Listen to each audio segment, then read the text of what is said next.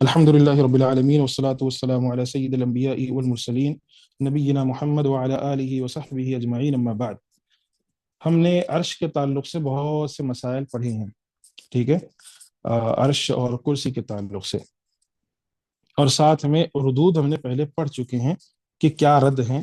اور جیسے جو اقوال، جو عرش کے خلاف جو لوگ اقوال ذکر کرتے ہیں، جو گمراہ ہیں، جو ضلالت میں، جو گمراہی میں ہیں، وہ جو ہے جیسے جہمیہ ہے، معتزلہ ہے، اشعریہ ہے، ماتریدیہ ہے. ٹھیک ہے. یہ سارے لوگ معنی اس سے جو ہے مل کے یعنی قدرت لیتے ہیں. ٹھیک ہے. اللہ کی قدرت ہے، اللہ تبارک و تعالیٰ کیا بادشاہت ہے. ٹھیک ہے. بادشاہت مراد لیتے ہیں عرش سے، وہ عرش مراد نہیں لیتے. کون ہے یہ؟ جہمیہ ہے، معتزلہ ہیں، اشعریہ ہیں، ماتریدیہ ہیں. یہ لوگ الرحمن علی العرش استوى، تو اس کو جو ہے بدل دیتے ہیں، وہ قدرت کے معنی میں لیتے ہیں. اور آج کے زمانے میں یہ بھی ذکر کر دوں کہ ماتریدی والے عقیدے کو ماننے والے، اگر میں غلط نہیں ہوں، اشعری ہوں یا ماتریدی ہوں، اکثر ماتریدی جو عقیدے کو مانتے ہیں وہ آج کے زمانے میں دیوبندی جو حضرات ہیں، جسے جو اپنے آپ کو دیوبندی کہتے ہیں، وہ اکثر جو ماتریدی عقیدے کو فالو کرتے ہیں. وہ امام ابو حنیفہ کے عقیدے کو نہیں مانتے. یہ بھی ذکر کر دو، امام ابو حنیفہ رحمہ اللہ کے عقیدے کو نہیں مانتے ہیں. وہ امام ابو حنیفہ رحمہ اللہ کی فقہ کو مانتے ہیں، لیکن عقیدے میں وہ ماتریدی، اور واضح طریقے سے ذکر بھی کرتے ہیں. ایسا نہیں کہ وہ لوگ اس کو چھپاتے ہیں، وضاحت کے ساتھ ذکر کرتے ہیں. الیاس گھمن وغیرہ جو ہے اس چیز کو وضاحت کے ساتھ کہتے ہیں کہ ہم ماتریدی ہیں. ٹھیک ہے. ہم عقیدے ماتریدیہ پر ہیں، اور اس کو وضاحت کے ساتھ ذکر کرتے ہیں. تو یہ چیزیں ہیں، اور یہ وضاحت کے ساتھ یہ لوگ ذکر کرتے ہیں. تو ان کے عقائد جو ہے دیکھیے، عقیدے میں بعض چیزیں ان کی خراب ہیں، اسی وجہ سے عقیدے کے تعلق سے ذکر کیا. جیسے بریلوی حضرات کے پاس عقائد میں خرابی ہے کہ وہ اللہ کے نبی کو عالم الغیب مانتے ہیں. اللہ کے نبی کریم صلی اللہ علیہ وسلم کے تعلق سے ان کے یہ عقائد ہیں. تو یہ خراب عقائد ہیں. اور دیوبندی حضرات کے پاس بھی کچھ عقائد خراب، جیسے عرش کے تعلق سے بھی ان کے جو ہے عقائد صحیح نہیں ہے. واللہ عالم. ہوں گے بعد میں انہوں نے ٹھیک کیا ہو، واللہ عالم. لیکن ماتریدی اگر عقیدے کو فالو کرتے ہیں تو عقیدے میں مسئلہ ہوتا ہے. لیکن اسی لیے کہا جاتا ہے کہ اہل الحدیث یا اسلاف کو ماننے والے، سلف صالحین کو ماننے والے، ان کی اتباع کرنے والے، منہج سلف کی اتباع کرنے والے، جو اپنے آپ کو سلفی کہتے ہیں، تو ان کا عقیدہ بالکل واضح ہے کہ وہ قرآن و سنت کے حساب سے اپنی زندگی گزارتے ہیں. جو عقیدہ اسلاف کا تھا اسی عقیدے کو فالو کرتے ہیں، اسی عقیدے پر وہ ہیں. تو عقیدہ اسلاف کا کیا ہے؟ الرحمن علی العرش استوى، رحمان عرش پر مستوی ہے. یہ عقیدہ ہمارے اسلاف کا تھا. کیسے ہے، کیوں ہے، کب ہے، کیا طریقہ ہے؟ عرش کو اگر مانیں گے تو اللہ اس کے اوپر کیسے بیٹھے گا؟ اگر نیچے ایک چیز بڑی ہے تو اس کے اوپر ایک شخص جب بیٹھے گا تو اس سے چھوٹا ہونا چاہیے، یا پھر وہ اللہ اس کے تابع ہو گیا ہے، اللہ تبارک و تعالیٰ اس کے تابع ہو چکا ہے. تو یہ ہم معنی نکالتے ہی نہیں ہیں. آپ کے سامنے کوئی آ کر کہے کہ اللہ عرش پر کیسے بیٹھے گا، تو ہم کہیں گے ہم بیٹھے گا لفظ ذکر ہی نہیں کیے ہیں. ٹھیک ہے. اللہ بیٹھے گا یہ لفظ ہم نے کہاں ذکر کیا؟ نہ قرآن میں اللہ نے کہیں ذکر کیا، نہ ہم نے ذکر کیا. ہم نے کہا مستوی ہوا، اللہ نے مستوی کا لفظ ذکر کیا. اور استوا کیا ہے؟ ٹھیک ہے. استوا کے تعلق سے کیا ہے کہ اللہ تبارک و تعالیٰ مستوی ہوا. کیسے ہوا؟ وہ اللہ کی شان ہے. امید ہے آپ کو مسئلہ سمجھ میں آیا. یہ ان کا عقیدہ. اب رہا اقوال الضالہ، جو گمراہ اقوال ہیں، جیسے فلسفی ہیں، جیسے ابن سینا ہیں اور ان جیسے لوگ ہیں. تو وہ کہتے ہیں کہ اللہ کا عرش نواں آسمان ہے. ٹھیک ہے. نواں فلک ہے، یا یہ کہیں کہ آسمان ہے، یا جو بھی ہیں اس کو نواں مانتے ہیں. کیونکہ آٹھواں جو ہے وہ لوگ کرسی کو مانتے ہیں. اللہ کی کرسی کو کہتے ہیں کہ یہ اللہ تبارک و تعالیٰ کا آٹھواں آسمان یا آٹھواں فلک ہے، اور نواں جو ہے اللہ کا عرش ہے. یہ ان کی گمراہ کن عقائد ہیں جس پر یہ لوگ قائم و دائم ہیں. ہم نے یہ پڑھا ہے پچھلے درس میں، لیکن ایک دفعہ یاد دہانی کے لیے ذکر کیا جا رہا ہے. تو یہ دو عقائد، دو لوگوں کے الگ الگ عقائد ہیں. فلاسفہ جو ہے کہتے ہیں کہ یہ نواں آسمان یا نواں فلک ہے، 9th عرش. اور جو متکلمین ہیں، جو معتزلہ ہیں، جہمیہ ہیں، اشاعرہ ہیں، ماتریدیہ ہیں، یہ اللہ تبارک و تعالیٰ کے عرش کو مراد لیتے ہیں بادشاہ. ٹھیک ہے، دونوں میں فرق ہے، اسے فرق کیجیے گا. یہ سارے مسائل ہیں عرش کے تعلق سے جو ہم نے سیکھے. اس کے بعد اللہ تبارک صاحب کتاب ذکر فرماتے ہیں وَهُوَ مستغنی مستغنی عن العرش وما دونه، وہ مستغنی ہے عرش سے اور جو اس کے علاوہ ہے.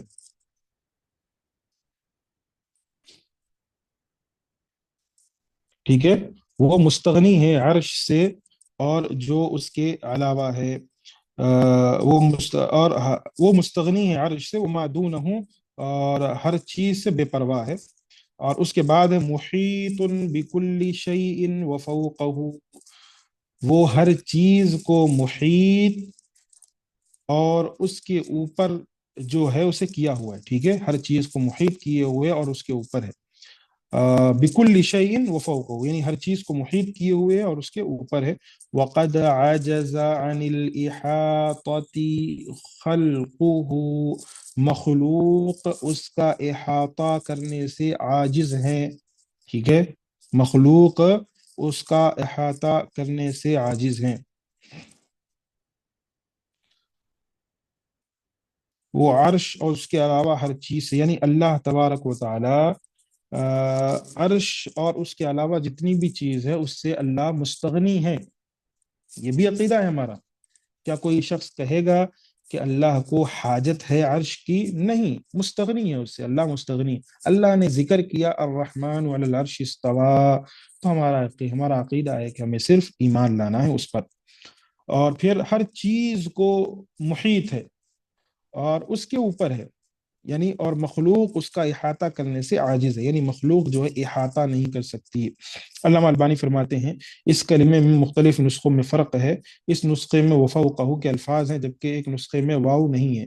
جب تک کہ اس کا معنی کا تعلق ہے تو وہ شارح نے بیان کر دیا ہے. تو اس کا تعلق کیا ہے کہ اللہ عرش اور اس کے علاوہ دوسری چیزوں سے بے نیاز ہیں. اللہ کا فرمان ہے ان اللہ لغنی عن العالمین، بے شک اللہ جہاں والوں سے بے پرواہ ہے. واللہ هو الغنی الحمید، اللہ ہی بے نیاز تعریف والا ہے.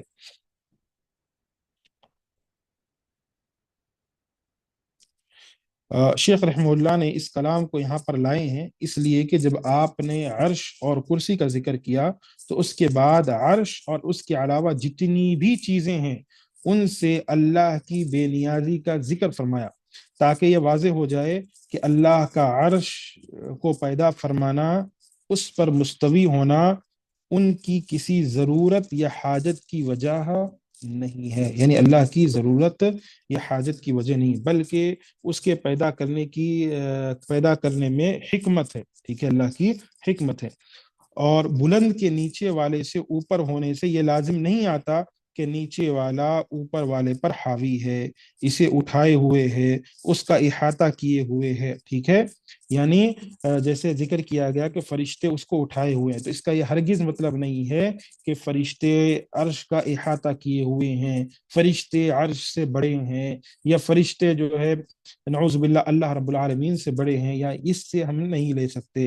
اور نہ ہی اوپر والے اعلیٰ کا نیچے والے سافل کا محتاج ہونا لازم آتا ہے. یعنی کوئی اللہ تبارک و تعالی جو ہے فرشتوں کا محتاج ہے یا عرش کا محتاج ہے اور اس کی ضرورت ہے، یا فرشتے اس کو اٹھائے رکھیں گے اس کا اللہ محتاج ہے، تو ایسا بھی لازم نہیں آتا. آپ غور کریں، آسمان زمین کے اوپر ہے لیکن آسمان زمین کا محتاج نہیں ہے. ہم کہتے ہیں کہ آسمان زمین کے اوپر، لیکن آسمان زمین کا محتاج ہے؟ کہیں پلرز لگے ہوئے ہیں آسمان اور زمین کے بیچ میں؟ نہیں. بس اللہ تعالی عظمت شان والا ہے اور وہ اس سے بلند و بالا ہے کہ اس کے سے ایسی بات لازم آتی ہے، بلکہ علو بلند ہونا اللہ کے خصائص میں سے. ٹھیک ہے، جو علو ہے، جو بلند ہونا ہے، یہ اللہ کے خصائص میں سے. اس نے اپنی قدرت کے ساتھ سافل کو اٹھایا ہے اور سافل اس کا محتاج ہے، وہ سافل سے مستغنی ہے، سافل نے اس کا احاطہ نہیں کیا. بس وہ عرش پر ہے، اس نے اپنی قدرت کے ساتھ عرش اور حاملین عرش کو اٹھایا ہوا ہے، وہ عرش سے مستغنی، یعنی اللہ تبارک و تعالی عرش پر مستوی ہے لیکن عرش سے مستغنی ہے، جو اس کو اٹھائے ہوئے ہیں ان سے اللہ مستغنی ہے۔ ایسا ہرگز نہیں ہے کہ اللہ تبارک و تعالی کسی فرشتے کے سہارے، یہ جو 8 فرشتوں کا ذکر کیا گیا ان کے سہارے یا عرش کے سہارے اللہ رب العالمین کا سہارا، نعوذ باللہ، ایسی کوئی بھی وجہ نہیں ہے۔ اللہ نے جو عرش کو پیدا کیا ہے، جو عرش کو بنایا ہے، فرشتے جو عرش کو اٹھائے ہوئے ہیں، اس کے اندر حکمتیں ہیں جو اللہ تبارک و تعالی جانتا ہے۔ اور اللہ تبارک و تعالی عرش اس کا محتاج ہے کہ اس نے عرش کا احاطہ کیا ہوا ہے، عرش نے اس کا احاطہ نہیں کیا۔ یعنی جو لوگ کہتے ہیں کہ اللہ عرش پر ہے تو یعنی عرش بڑا ہوا، یعنی عرش نے اللہ تبارک و تعالیٰ کا پورا احاطہ کر لیا، یہ ہرگز اس کا معنی نہیں ہے، بلکہ عرش کا حصیر یعنی عرش کا جو گھراؤ ہے، اللہ تبارک و تعالیٰ اس کا محتاج نہیں ہے، بلکہ اللہ رب العالمین بلند و بالا ہے۔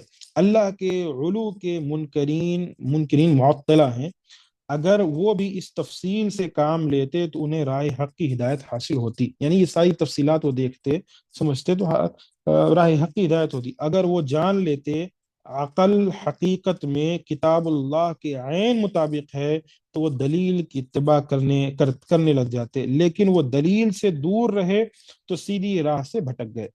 وہ دلیل سے، یعنی معطلہ جو ہے، جو انکار کرنے والے علو کا، وہ لوگ اللہ رب العالمین کے علو کا انکار کرتے ہیں۔ اور اگر انہوں نے یہ بات سمجھ لی ہوتی کہ جو عقل ہے نا، وہ عقل عین قرآن و سنت کے مطابق ہے، ٹھیک ہے، عقل کتاب اللہ کے عین مطابق ہے، تو وہ لوگ کبھی اللہ کے علو کا انکار نہیں کرتے۔ انہوں نے عقل لڑائی اس میں، اور عقل لڑا کر اللہ کے علو کا انکار کر دیا۔ حالانکہ حقیقت وہی ہے جو امام مالک رحمہ اللہ سے منقول ہے۔ جب اس کے متعلق امام مالک رحمہ اللہ سے پوچھا گیا، ثم استوى علی العرش، امام مالک رحمہ اللہ سے اس کے تعلق سے پوچھا گیا، پھر وہ عرش پر مستوی ہوا، کہ استوا کیسے ہے، جو سوال ذہن میں آتا ہے کہ استوا کیسے مستوی ہوا؟ فرمایا استواء معلوم وکیفیت مجہول، استوا معلوم ہے، یعنی استوا کے بارے میں معلوم ہے، اور اس کی کیفیت کیا ہے، اس کی کیسے ہے، وہ مجہول ہے ہمارے۔ والسؤال عنہ بدعہ، اس کے تعلق سے سوال کرنا بدعت ہے، ٹھیک ہے، کہ استوا معلوم ہے، اللہ عرش پر مستوی ہے، کیسے ہے، کیفیت کیا ہے، وہ مجہول ہے ہمارے لیے، وہ اللہ جانتا ہے، ٹھیک ہے۔ ام سلمہ سے بھی یہی موقوف ہے کہ نبی تک، ام سلمہ کا بھی یہی موقوف ہے، ٹھیک ہے۔ اور اس کے بعد امام تحوی رحمہ اللہ کا جو قول ہے کہ اللہ ہر چیز کا احاطہ کرنے والا ہے اور ہر چیز کے اوپر ہے، ٹھیک ہے۔ تو پہلی صورت میں معنی یوں ہوگا کہ اللہ ہر چیز کا احاطہ کرنے والا اور ہر چیز کے اوپر ہے، اور جبکہ دوسری صورت میں جہاں یہ ذکر کیا گیا ہے کہ ایک نسخے میں واو نہیں ہے، ٹھیک ہے، ایک نسخے کے اندر واو نہیں ہے، تو اس صورت میں کیا ہوگا؟ دوسری صورت میں معنی یہ ہوگا کہ وہ عرش کے اوپر ہر چیز کا احاطہ کیے ہوئے ہے، یعنی کہنے کا مطلب یہ ہے کہ اللہ رب العالمین ہر چیز کا احاطہ کیے ہوئے ہے، اس کا احاطہ کوئی نہیں کیا ہوا ہے، وہ ہر چیز کے اوپر ہے۔ اگر دوسرا معنی لیں گے تو عرش کے اوپر ہے اور ہر چیز کا احاطہ کیے ہوئے، کیونکہ جو لوگ عرش کا انکار کرتے ہیں ان کی دلیل ہی یہی ہے کہ اگر اللہ کو استوا علی العرش مانا جائے تو اس کا مطلب یہ ہوا کہ جو عرش ہے وہ اللہ کا احاطہ کیے ہوئے ہے۔ مثال کے طور پر آپ کسی چیز پر جب بیٹھتے ہیں تو آپ کا احاطہ کرتا ہے، یعنی آپ کو دیکھتا ہے، یعنی آپ اس چیز پر بیٹھے ہیں تو بیٹھنے کے لائق ہیں، احاطہ کیے ہوئے۔ تو ویسے ہی وہ لوگ ذکر کرتے ہیں، جیسے وہ لوگ کیا کہتے ہیں، ٹیبل کا ذکر کرتے ہیں، پلنگ کا ذکر کرتے ہیں، یہ سارے مسائل، لیکن اللہ عرش پر مستوی ہے، لیکن اللہ رب العالمین کا احاطہ عرش نہیں کیا ہے، اللہ ہر چیز کا احاطہ کر رکھا ہے، یہ ہمارا یقین ہونا چاہیے، واللہ عالم، ٹھیک ہے۔ لیکن بعض گمراہ قسم کے لوگوں نے بہت سارے معنی اور مطالب نکالے، اور اللہ تبارک و تعالی تمام مخلوقات سے اوپر ہے، اس کے دلائل ہمارے پاس واضح طریقے سے موجود ہیں۔ یہ سارے مسائل ہم جو آج پڑھے ہیں یہ عرش کے متعلق ہیں، ٹھیک ہے۔ اللہ رب العالمین عرش پر مستوی ہے، اللہ رب العالمین عرش سے بے نیاز ہے، عرش کی اللہ کو حاجت و ضرورت نہیں ہے، اور اللہ رب العالمین ہر چیز کا احاطہ کیے ہوئے ہے۔ عرش اللہ کا احاطہ نہیں کر رکھا، نہ اللہ کو کسی چیز کی ضرورت ہے جیسے فرشتے اس کو اٹھائے رکھے ہیں، تو کیا اللہ کو حاجت ہے؟ نہیں ہے، ٹھیک ہے، اللہ کو حاجت نہیں ہے۔ اور جو عقائد ان کے ہیں کہ اللہ تبارک و تعالی ہر جگہ موجود ہے، تو اس عقیدے کا بھی رد ہوتا ہے اسی میں کہ اللہ رب العالمین عرش پر ہے، ٹھیک ہے، اور پھر ہر چیز کا احاطہ کیے ہوئے ہے۔ قرآن مجید کی ایک آیت ہے، واللہ من ورائہم محیط، اللہ تعالی ہی ان کو یعنی گھیرے ہوئے، یعنی ارد گرد سے اللہ تبارک و تعالی گھیرے ہوئے ہے، احاطہ کیے ہوئے ہے، ٹھیک ہے۔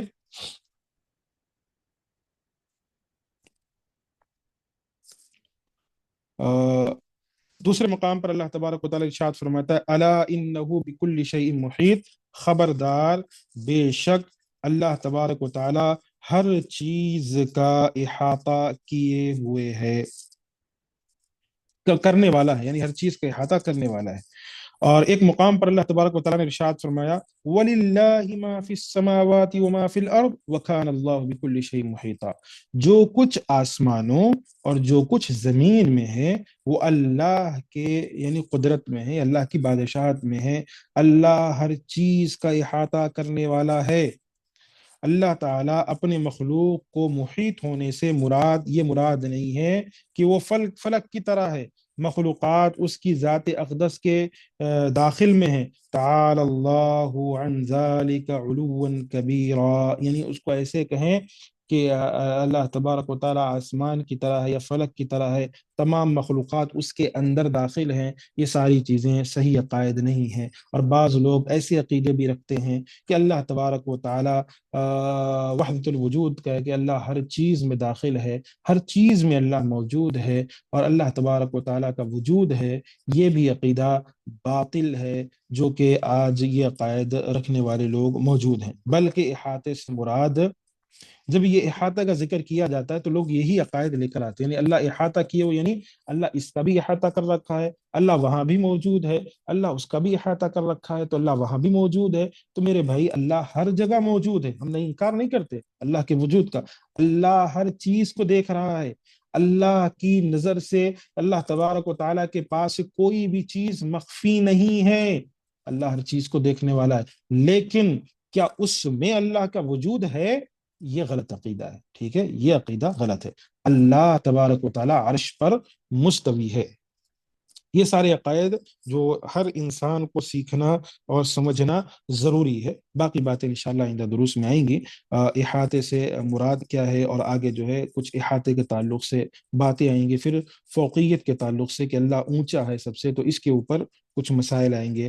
اللہ تبارک و تعالیٰ سے دعا ہے ہم تمام کو قرآن و سنت پر اللہ عمل کی توفیق عطا فرمائے، آمین، وآخر دعوانا الحمد للہ رب العالمین۔ السلام علیکم ورحمۃ اللہ وبرکاتہ۔